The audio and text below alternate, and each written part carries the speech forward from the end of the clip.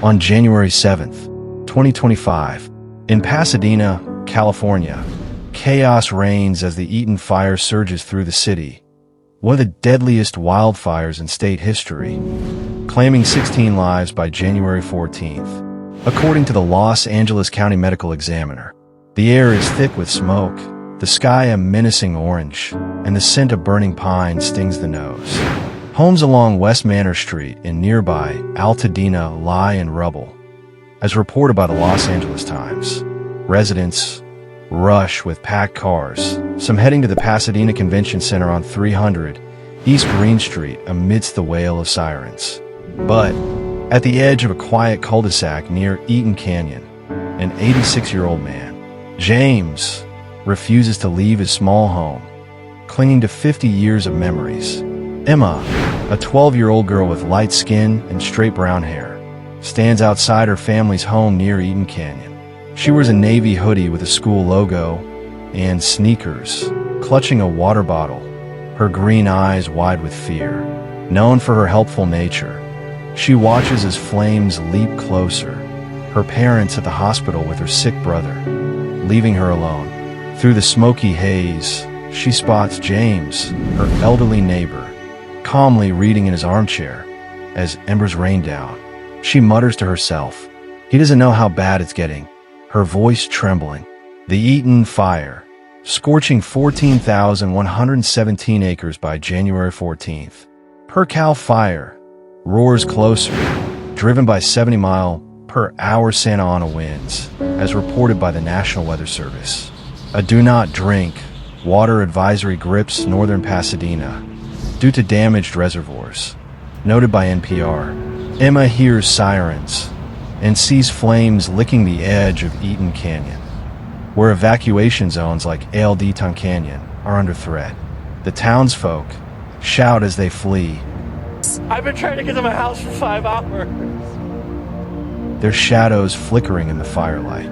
Then, a sharp cough from James's house cuts through the chaos, the sound urgent, desperate.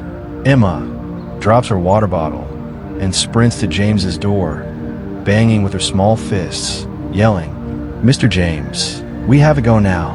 The door creaks open, revealing James, a frail man with thinning gray hair, wearing a faded sweater and glasses.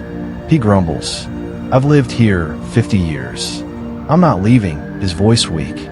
A roof tile crashes nearby, ignited by embers, and Emma pleads, "The fire's too close," her voice cracking with desperation.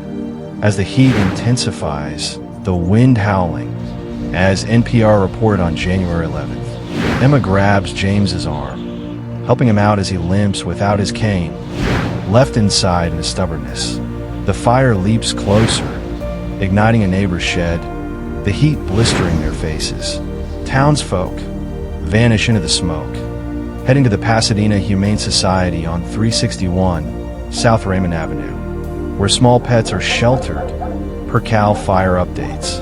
Emma spots her family's old bike trailer in the yard, drags it over, and helps James sit, his hands trembling. Suddenly, a gas line explosion, a real hazard during the Eaton fire, shakes the ground, blocking their path with debris, the blast echoing. Emma pulls the bike trailer through ash-covered streets, her hoodie sleeve singed by a stray ember, which she smothers with a cry. James clutches a photo of his late wife, wheezing, "You're a brave girl, Emma," his voice faint. The smoke thickens, making it hard to breathe, a reality for Pasadena residents under air quality warnings from the LA County Public Health Department. A fallen power line sparks ahead, Southern California Edison having cut power to prevent more fires, leaving 116,000 without electricity, per the New York Times. Emma coughs, her lungs burning, but pushes toward the evacuation zone near Pasadena City College, her strength fading. Exhausted, Emma stumbles, her hands raw from gripping the trailer. She recalls James's stories of his wife, told over lemonade last summer, how he cared for her until her passing, and that memory fuels her resolve. The fire's heat lessens slightly as they near Foothill Boulevard, where a disaster resource center would open on January 14th at Pasadena City College. Per CAL FIRE. Emma wipes sweat from her brow, her small frame shaking, but determined. Firefighters appear near the Community Education Center on 3035 East Foothill Boulevard, spraying water on burning debris. Emma drags the trailer into their reach, collapsing as they rush over. James is barely conscious, his breathing shallow, and a paramedic starts oxygen treatment. A common scene during the Eaton Fire's urban search and rescue efforts. Per CAL FIRE. Another wraps a blanket around Emma, her hands blistered, her face streaked with soot. The townsfolk watch from a distance as the fire roars behind. James revives, gripping Emma's hand, whispering, "Thank you, kiddo," his voice hoarse. Firefighters load them into an ambulance, the siren piercing the night. As they head to a hospital, Emma's vision blurs from exhaustion, her body aching from burns and smoke inhalation. She murmurs, "I got him out," before drifting off, her bravery etched in the soot on her face. The fire continues its destruction, having burned over 5,000 structures, ranking at the fourth most destructive in California history per the Los Angeles Times. A day later, Emma wakes in a hospital bed, her hands bandaged, her parents at her side.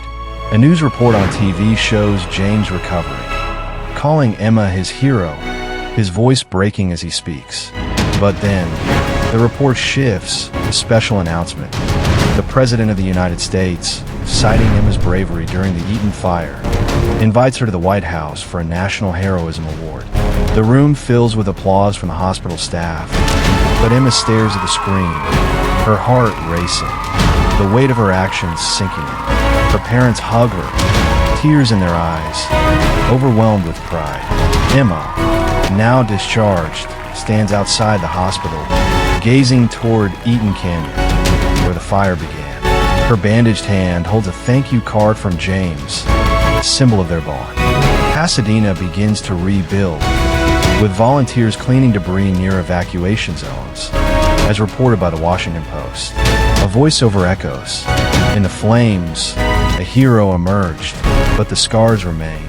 The words lingering as the screen fades to black, leaving you with a poignant chill. Will Emma's courage inspire more, or will the fire's memory haunt her? Subscribe for more stories of bravery, and hit the bell to never miss an update.